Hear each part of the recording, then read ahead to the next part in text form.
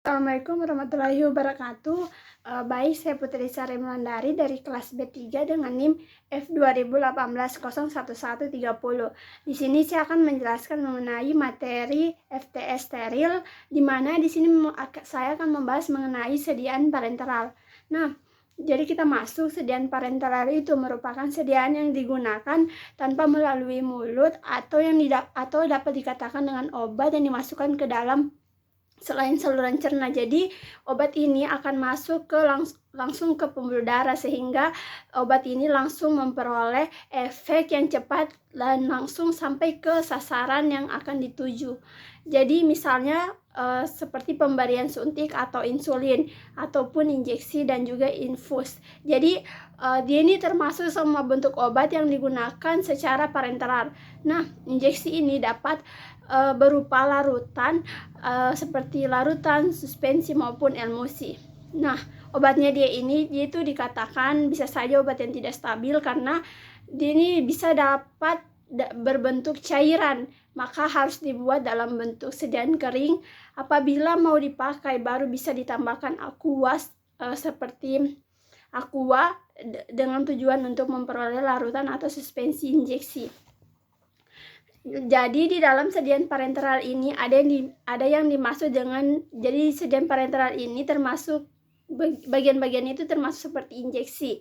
Nah, injeksi ini dia merupakan sediaan steril yang berupa larutan, emulsi maupun suspensi atau serbuk yang harus dilakukan atau disuspensikan lebih dahulu sebelum digunakan secara parenteral. Nah, obat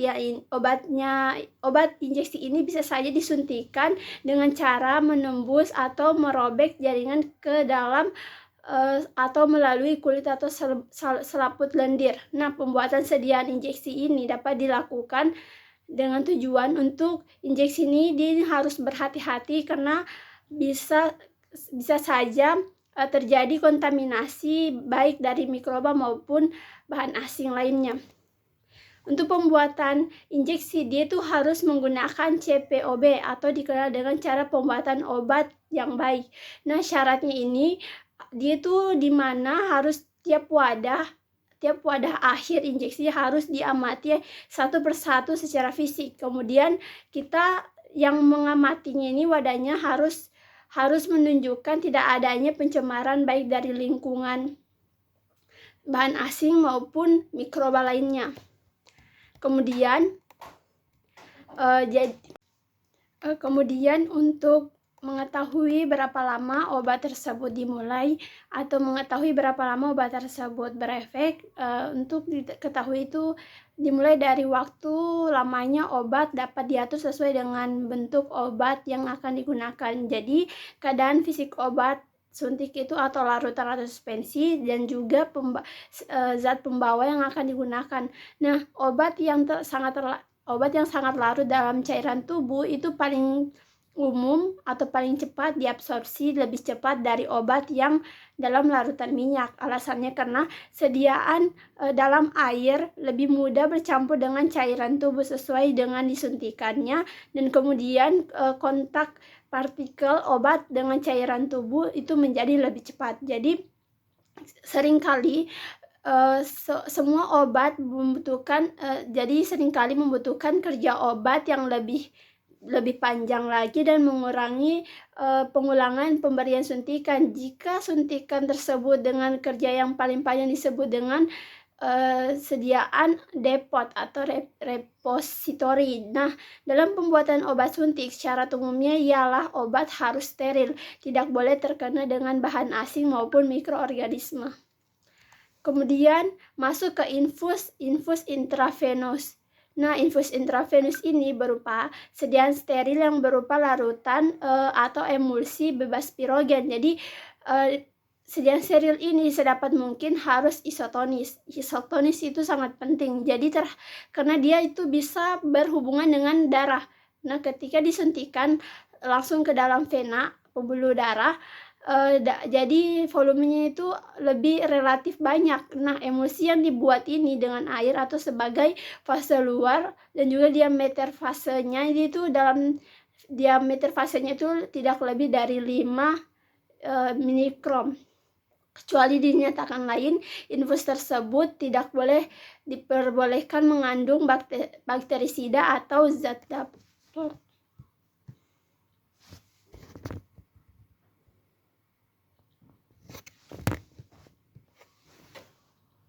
Dikatakan juga dalam buku Farmakope edisi 3, dalam buku tersebut mengatakan bahwa sediaan steril untuk kegunaan parenteral digolongkan menjadi 5 jenis yang berbeda, di mana yang pertama itu obat larutan dan juga emulsi yang akan digunakan untuk injeksi yang ditandai dengan namanya injeksi, contohnya injeksi insulin.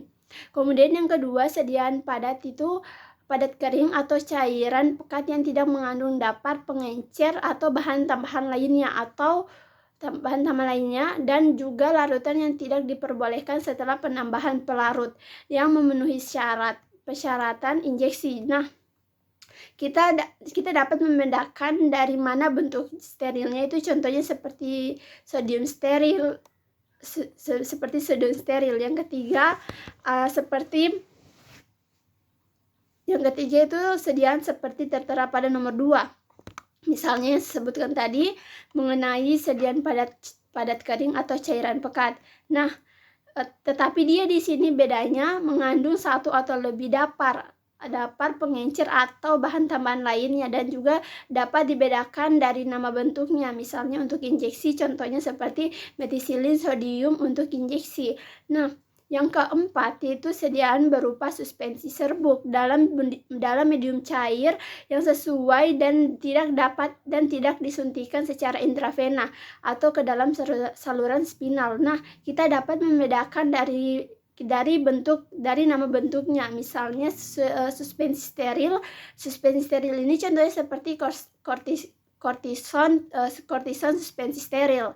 Yang kelima yaitu sediaan padat kering dengan zat pembawa yang sesuai, di mana dia itu harus membentuk larutan yang memenuhi persyaratan untuk suspensi sediaan steril setelah penambahan zat pembawa yang sesuai. Nah, kita dapat membedakannya misalnya dari bentuk namanya juga, contohnya sediaan suspensi.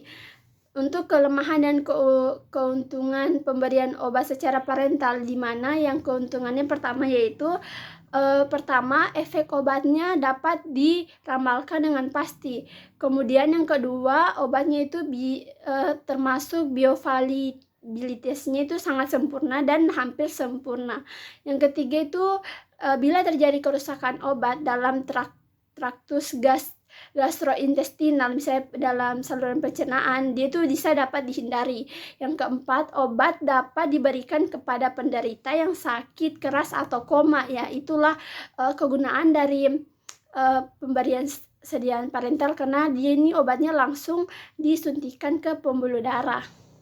Kemudian yang untuk kelemahannya, yang obat sediaan parenteral di sini, obat sediaan parenteral harus dilakukan oleh seseorang personal atau yang terlatih yang membutuhkan waktu pemberian itu sangat lama. Kemudian yang kedua, untuk pemberian obat secara parenteral dia itu sangat berkaitan dengan ketentuan prosedur aseptik, rasa nyeri pada lokasi penyuntikan yang tidak boleh dapat dihindari. Yang ketiga itu misalnya harganya relatif mahal, karena obatnya ini persyaratannya terdapat pada manufaktur dan juga pengemasan. Jadi obatnya ini sangat mahal karena pembuatannya juga membutuhkan banyak biaya. Kemudian yang keempat yaitu memiliki masalah lain yang dapat ditimbulkan dalam pemberian obat. Nah, misalnya secara pemberian obat parenteral, dan juga dia ini menimbulkan interaksi obat parenteral seperti septisema, infeksi jamur, dan juga inkompatibilitas karena pencampuran sediaan parenteral dan juga interaksi obat. Kemudian di sini saya akan menjelaskan mengenai persyaratan sediaan parenteral. Jadi mengenai persyaratan sediaan parenteral yaitu dia harus sesuai dengan antara kandungan obat yang ada di dalam sediaan atau yang ada dalam pernyataan tertulis pada etiket, dan tidak terjadi pengurangan kualitas selama penyimpanan akibat kerusakan obat secara kimia dan sebagainya. Yang kedua itu mengenai penggunaan dalam penggunaan itu wadahnya harus cocok, karena bisa saja dia itu tidak memungkinkan sediaan tidak memungkinkan sediaan tersebut tetap steril, tetapi juga kegunaannya untuk mencegah terjadinya interaksi antara bahan obat dengan material dinding wadah. Yang ketiga yaitu mengenai syaratnya harus tersatukan tanpa terjadi reaksi. Misalnya dia itu harus bebas kuman, bebas bakteri, bebas pirogen, dia itu juga syaratnya harus isotonis dan juga isohidris. Dan juga harus bebas dari partikel yang melayang. Nah, untuk cara pembuatan obat parenteral di sini dia itu terbagi menjadi beberapa pemberian, misalnya untuk pemberian subkutan atau di bawah kulit. Nah, dia itu cara pemberian obatnya harus dimasukkan ke dalam tubuh melalui bagian yang sedikit lemak atau masuk ke dalam jaringan bawah kulit. Nah, volume yang diberikan ini tidak lebih dari 1 mili. Kemudian intramuskular. Nah, intramuskular yaitu disuntikan ke dalam jaringan otot, umumnya otot paha atau otot paha. Kemudian untuk intravena yaitu harus disuntikan ke dalam pembuluh darah. Kemudian untuk obat intraspinal atau cara penyuntikannya itu disuntikan ke dalam sumsum tulang belakang. Dan juga intradermal yaitu disuntikan ke dalam kulit. Kemudian sediaan parenteral di sini terbagi menjadi dua, yaitu sediaan parenteral volume kecil dan sediaan parenteral volume besar. Untuk sediaan volume parenteral kecil, di sini dia itu sediaan parenteral volume kecil diartikan sebagai obat steril yang dikemas ke dalam wadah yang di bawah 100 mili. Kategori parenteral volume kecil yaitu pertama, produk farmasetikal yang terdiri dari bahan kimia obat atau anorganik dan larutan seperti suspensi, emulsi, produk freeze-dried atau sebagai serbuk steril. Yang kedua itu ada produk biologi yang disiapkan dari sumber biologi meliputi vaksin, toksoid dan juga ekstra biologi. Yang ketiga ada zat pendiagnosa kemudian untuk sediaan volume parenteral. Kemudian untuk sediaan parenteral volume kecil di sini sediaan cair steril yang mengandung obat yang dikemas dalam wadah 100 ml atau lebih dari 1000 ml yang ditujukan untuk manusia. Nah, tujuan penggunaannya itu dia bila tubuh kekurangan air, elektrolit atau karbohidrat maka harus membutuhkan sediaan parenteral volume besar seperti infus. Kemudian pemberian infus ini memiliki keuntungan karena tidak harus menyuntikkan pasien berulang kali. Kemudian mudah mengatur keseimbangan keasaman dan juga kebasahan obat dalam darah dan juga berfungsi sebagai dialisa pada pasien gagal ginjal. Kemudian syarat-syarat parenteral volume besar dia ini yang pertama harus steril dan juga bebas pirogen. Nah, untuk sediaan steril ini dia itu untuk persediaan steril parenteral ini pertama komposisinya itu terdiri dari bahan aktif dan juga bahan tambahan. Dan untuk bahan tambahannya berupa antioksidan seperti misalnya dia asam ascorbat, sistein dan juga monothiogliseril dan juga tocopherol. Kemudian bahan antimikroba atau pengawet. Jadi hanya untuk injeksi dan tidak boleh ditambahkan dalam sediaan infus. Kemudian buffer hanya untuk sediaan injeksi, tidak boleh ditambahkan untuk sediaan infus juga. Contohnya seperti asam asetat dan juga sitra dan juga fosfat. Kemudian ada bahan penghelat, contohnya seperti penambahan garam etilendiamitetrasetrat, kemudian penambahan bahan kelarutan seperti kosolven. Dia itu berupa etil alkohol, gliserin dan polietil glikol. Kemudian ada penambahan surfaktan seperti polietilselin dan juga sorbitan monoleat dan juga bahan pengisotonis seperti dextrosa atau NaCl dan juga bahan pelindung dan juga bahan penyerbuk atau laktosa dan juga manitol. Kemudian di sini yang terutama dia itu zat pembawa. Zat pembawanya karena sediaan steril ini berupa air, jadi zat pembawanya itu berupa air dan zat pembawa non air dan juga campuran, misalnya minyak nabati dan juga minyak nabati seperti minyak jagung dan minyak biji kapas, dan juga pelarut yang bercampur dengan air seperti gliserin dan etil alkohol. Kemudian dasar-dasar dari formula itu yang pertama harus pengaruh cara suntiknya atau rute pemberiannya. Kemudian yang kedua itu pengaruh zat pembawanya. Kemudian dalam sajian steril parenteral yaitu